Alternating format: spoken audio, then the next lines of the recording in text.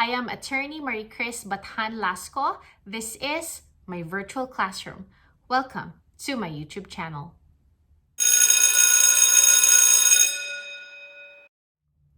In this channel, I shall aim to simplify the law. I shall discuss concepts and principles of law in under 10 minutes. Hello again. In this video, I want to talk about naming your partnership. Why is it important to name your partnership? It is important to name your partnership to distinguish it from the partners who comprise the partnership. Why do we have to distinguish the partnership? Because your partnership has a personality separate and distinct from the partners composing it. What do we mean by it having a separate and distinct personality? That means that it is treated as a person. It can enter into transactions separate and distinct from that of the partners. And that is the reason why it is important that we give the partnership a name. We call it partnership name or firm name.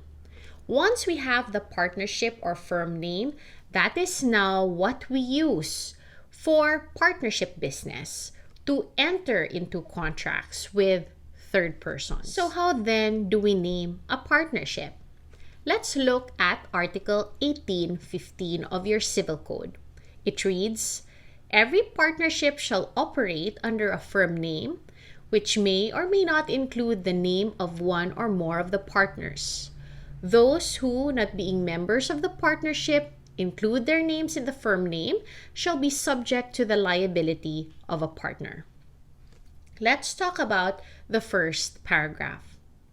The first paragraph will tell you one way of naming a partnership, and that is using the names of the partners. So let's say, for example, the family name of one partner is De La Cruz, and the other family name of the other partner is Delgado.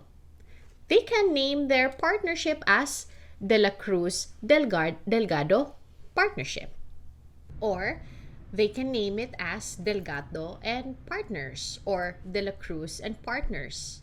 They can even name it by not using the names of the partners. They can create a unique name for the partnership. They could name their partnership as ABC Partnership. Or let's say the partnership business is into electronics. They could call their partnership as D&D Electronics. So again, you give a name to the partnership because you treat that as a separate person from that of the partners. And that is now the name that you are going to use if you transact business for the partnership. Now, your second paragraph of Article 1815 tells you of what will happen if you are not a partner to the partnership, but you allow your name to be put there as part of the firm name. Second paragraph of Article 1815 says, "Those who, not being members of the partnership, include their names in the firm name shall now be subject to liability as a partner." What is the reason for that?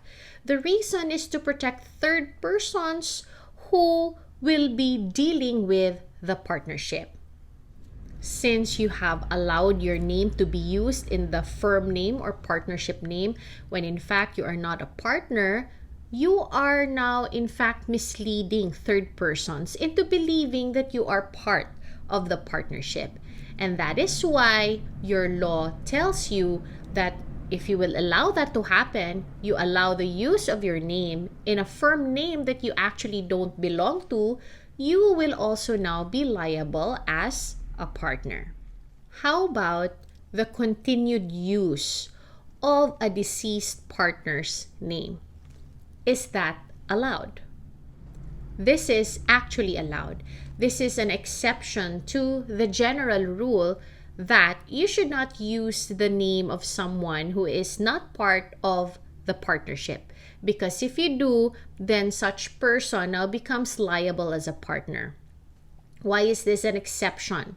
This is an exception because it is allowed by Rule 3.02 of the Code of Professional Responsibility, which allows surviving partners of a firm to continue the use of a deceased partner's name, so long as they will ensure that in all their communications, like letterheads or letters, they will indicate there that this partner is already deceased, perhaps by putting a cross beside the name or indicating that such partner is deceased by putting the word deceased.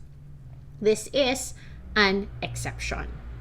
How about in a law firm?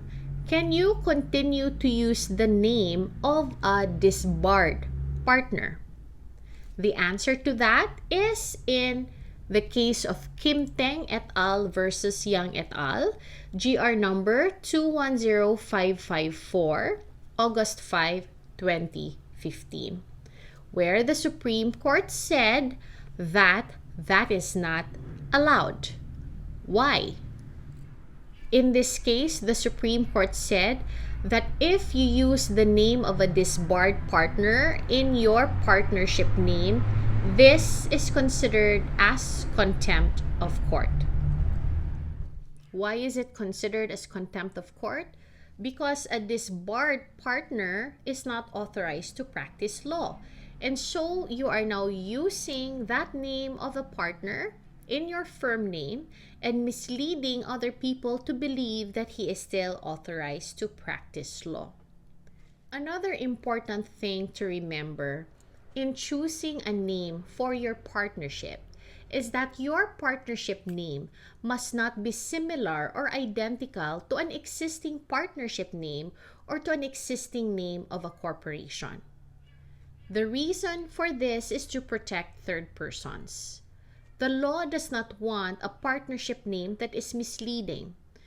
The law would like to avoid an instance where a partnership would use a similar name with that of another business and tries to pass it off as if it is the same business. That is the reason why your partnership name must be unique. Unique in a sense that it is not similar, identical, or confusingly similar with another existing partnership or an existing corporate name.